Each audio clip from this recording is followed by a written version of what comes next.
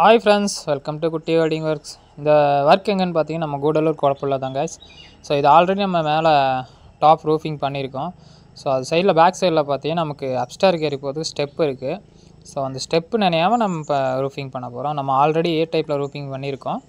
அந்த ரூஃபிங்கோட அட்டாச்மெண்ட்லேயே நம்ம single slope வச்சு நம்ம ஷீட் போட போகிறோம். நம்ம இதுக்காக யூஸ் பண்ணுற மெட்டீரியல்லாம் பார்த்திங்கன்னா எல்லாமே அப்போலோ கம்பெனி தான். 3 பைப் தான் யூஸ் பண்ணுறோம் கேன்லிவருக்கு எல்லாமே.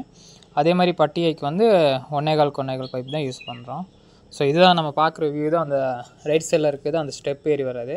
ஸோ அந்த இடம் மட்டும் நம்ம நினையாமல் மேக்ஸிமம் ஒரு 15 அடிக்கு நம்ம ஷீட் போட போகிறோம்.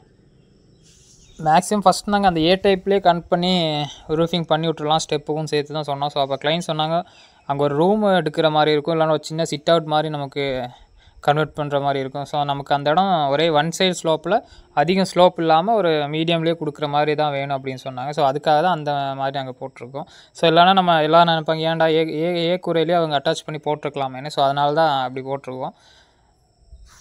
கீழே நிலத்துலேருந்து பார்த்திங்கன்னா 2 லெக் தான் யூஸ் பண்ணியிருக்கோம். 2 லெக் பார்த்திங்கன்னா 18 அடி கொடுத்துருக்கோம்.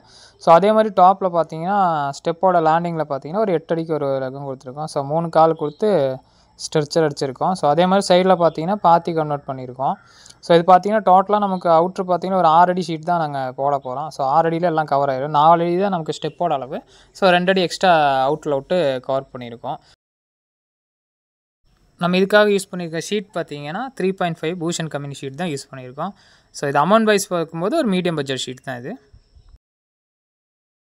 ஸ்டார்டிங்கில் பார்த்திங்கன்னா நாங்கள் 4 சைடு ரூஃபிங் கேரளா மாடல் பண்ணுறதுக்கு தான் கிளைண்ட்டுக்கிட்ட சொன்னோம். ஸோ அவங்களுக்கு அமௌண்ட் கொஞ்சம் கம்மியாக இருக்கிறதுனால ஏ டைப்லேயே போட்டு ஸோ எனக்கு ஒரே ஸ்கொயரில் வர மாதிரி ஃப்ரண்ட்டும் பேக்கும் வி போர்டு அடித்து கவர் பண்ணி கொடுங்க அப்படின்னு சொல்லியிருந்தாங்க. ஸோ அதனால தான் இந்த டைப்பில் போட்டிருக்கோம்.